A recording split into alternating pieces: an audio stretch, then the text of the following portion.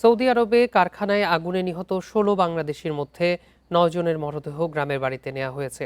সেখানে চলছে জানাজা ও দাফনের প্রক্রিয়া। এ বিষয়ে আরও জানাতে নওগাঁ থেকে যোগ দিচ্ছেন আমাদের সহকর্মী সাদেকুল ইসলাম।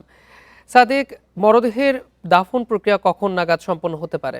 আসলে আপনি জানেন যে গত রাতে কিন্তু সৌদি আরব থেকে বিশেষ বিমানে আপনার মরদেহগুলো ঢাকায় আসার পর সেখান থেকে কিন্তু রাত ১টার দিকে নওগাঁর আত্রাই এই ৭-৯টি মরদেহের মধ্যে ৭টি আসে, আর দুটি তো আপনি বললেনই, একটি নাটোরের নলডাঙ্গার, আরেকটি রাজশাহীর বাগমারার। তো এই ৭টি মরদেহ সকাল ১০টায় আপনার আত্রাই মেমোরিয়াল কলেজ মাঠে সেখানে একসঙ্গে জানাজা করা হয় এবং জানাজার পরে কিন্তু স্বজনদের হাতে তুলে দেওয়া হয়। আমরা এখন এই মুহূর্তে অবস্থান করছি আপনার গন্ডগোহারি গ্রাম। এই গ্রামেই রয়েছে আপনার 4টি মরদেহ এবং তাদের মধ্যে 2 সহোদরও আছেন, সুমন ও মোহন আলী নামে।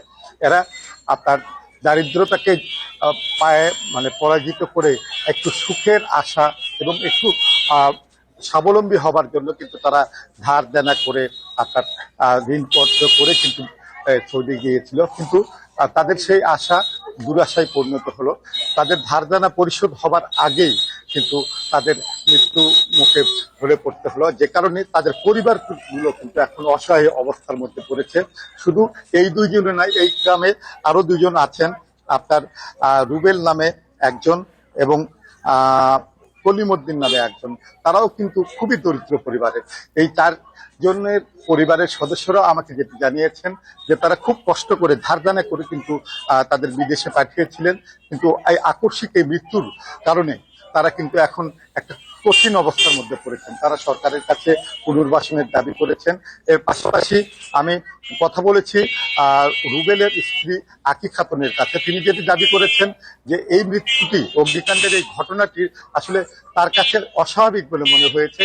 তার কারণ হচ্ছে তিনি জানিয়েছেন যে বাইরে থেকে ওই কারখানায়, সুপার কারখানায় আপনার শিকল দেওয়া হয়েছিল। কে শিকল দিয়েছিল, কেন শিকল দিয়েছিল, এই বিষয়টি কিন্তু তদন্ত হওয়া প্রয়োজন। তিনি কিন্তু এর একটা সুষ্ঠু তদন্ত দাবি করেছেন।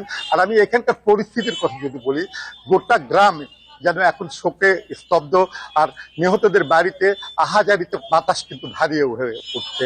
আর আমি জানতে পেরেছি যে এখানে কিন্তু স্থানীয় স্কুল মাঠে বিকেল 3টায় কিন্তু এই 4 জনের মরদেহ একসঙ্গে জানাজা হবে এবং একই কবরস্থানে পরপর 4টি কবরে কিন্তু তাদের দাফন করা হবে। এই ছিল আমার কাছে গন্ডগোহালি গ্রাম থেকে সবশেষ পরিস্থিতি। নওগাঁ থেকে জানাচ্ছিলেন আমাদের সহকর্মী সাদেকুল ইসলাম।